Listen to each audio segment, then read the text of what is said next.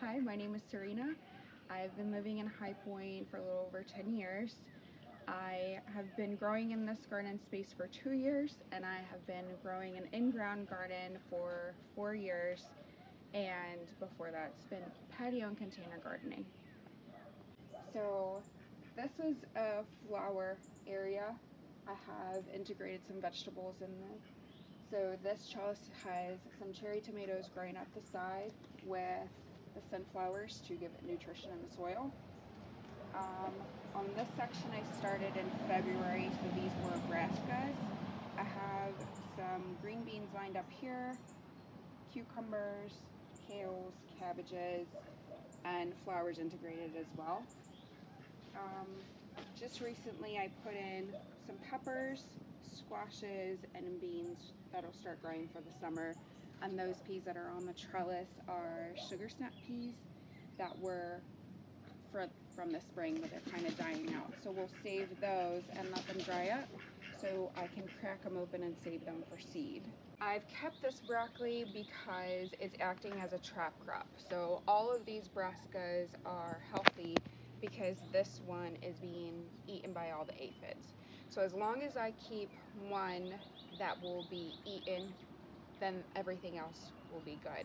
If I didn't keep a trap crop, that would basically attract all the aphids and ants, as the borage does as well. Then all of these would have holes, a lot more holes, and be covered in aphids and their little green bugs that like the sugars out of the brassicas. I recommend nasturtiums, borage, marigolds, and whatever crop that they are eating off of. So if there is a broccoli or a tomato, or this was a collard going to seed that they are eating on, I just keep it, maintain it instead of ripping it out because it is kind of ugly. I just keep it and they'll feed off of that instead of feeding off of the harvest that you want to keep for yourself.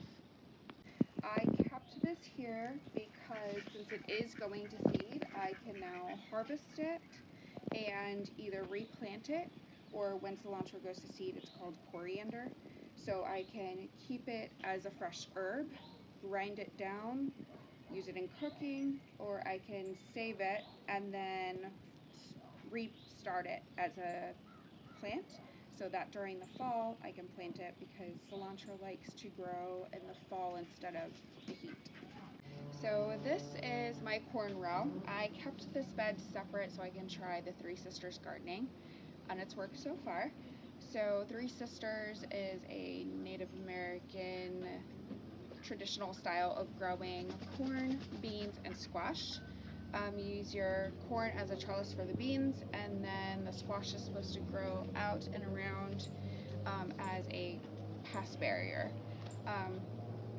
So right here the corn has grown, and then the beans are growing up as the trellis, and they're showing good growth.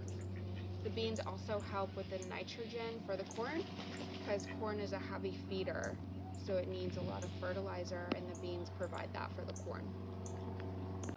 Ducks are good because they are a cold compost.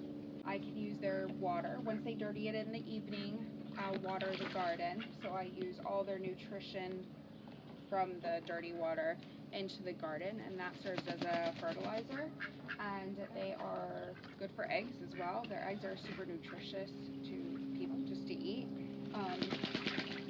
So I keep them here for that too. They serve as the garden, and then whatever scraps I have from the garden I can feed to them, so it's kind of a circle of life.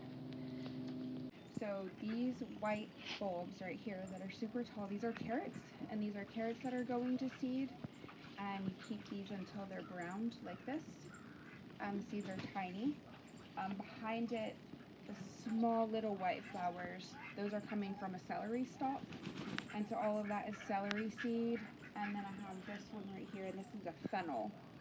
So the fennel bulb is at the bottom, and the stalk has grown large enough to go to flower, and once everything goes to flower, it's just changing into a seed. So these are herbs and sauce. When you take your herbs from the garden, you can dry them two ways. it's what I usually do.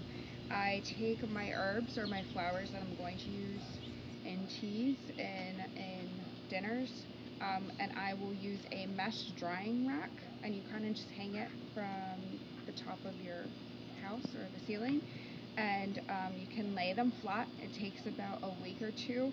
But basically what you want is to have all the moisture out of the stem and out of the flowers, so it's kind of like crinkly, and you can use it in your teas. Here I have red sauce that I made, so like a pasta sauce.